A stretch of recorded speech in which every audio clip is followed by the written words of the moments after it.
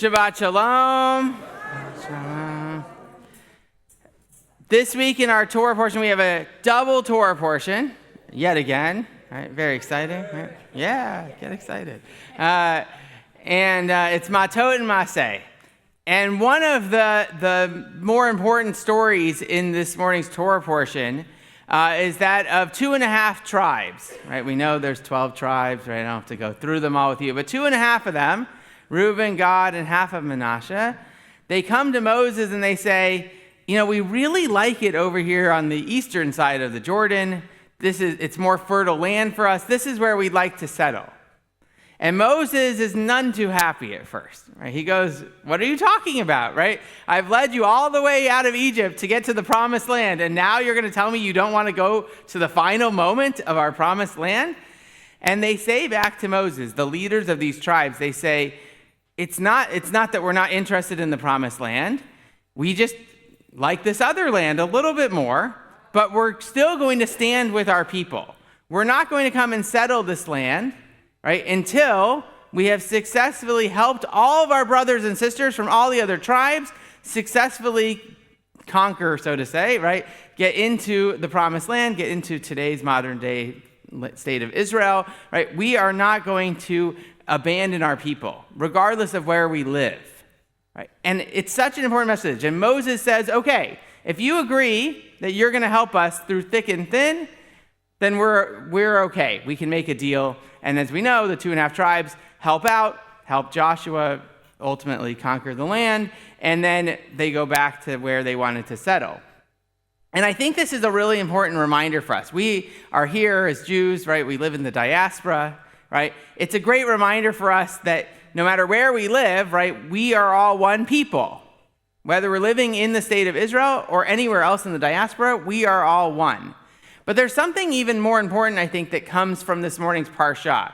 Because these 2.5 tribes, in their conversation with Moses, and then some of the later rabbinical analysis of their conversation, make it very clear that it's not just about supporting who's in the land and who's not in the land. It's about supporting each other as individuals. It's about supporting each other as people, because we are only as good as the next person next to us within our Jewish community.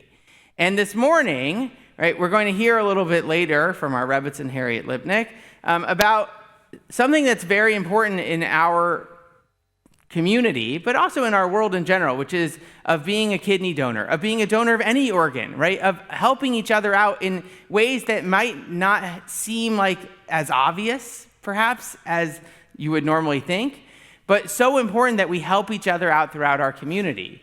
And Rashi, right, our foremost commentator, right, from 11th century France, right, he says of this morning's parsha that the 2.5 tribes, right, their agreement was not just to help out during this one moment. Their agreement was to help out for all time, right? And our job as a Jewish community is to help each other out. When we hear of someone in need, right, what do we do as Jews? We jump up, right? You might have heard, of course, we all know about the devastation of the earthquake in Venezuela, right?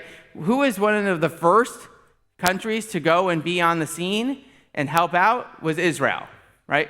Israel and Venezuela have not had diplomatic relations in 17 years, right? They haven't had it for 17 years, and yet Israel was the first ones on the scene, right? And to the point now where the leadership in Venezuela has begged the Israeli delegation to stay longer, right? Stay as long as you need, and there's actually a potential now maybe for some relations to start back up because of this.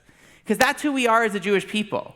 We go and we help out regardless of what the politics are, regardless of what everything else has gone on. We help each other out as a Jewish community.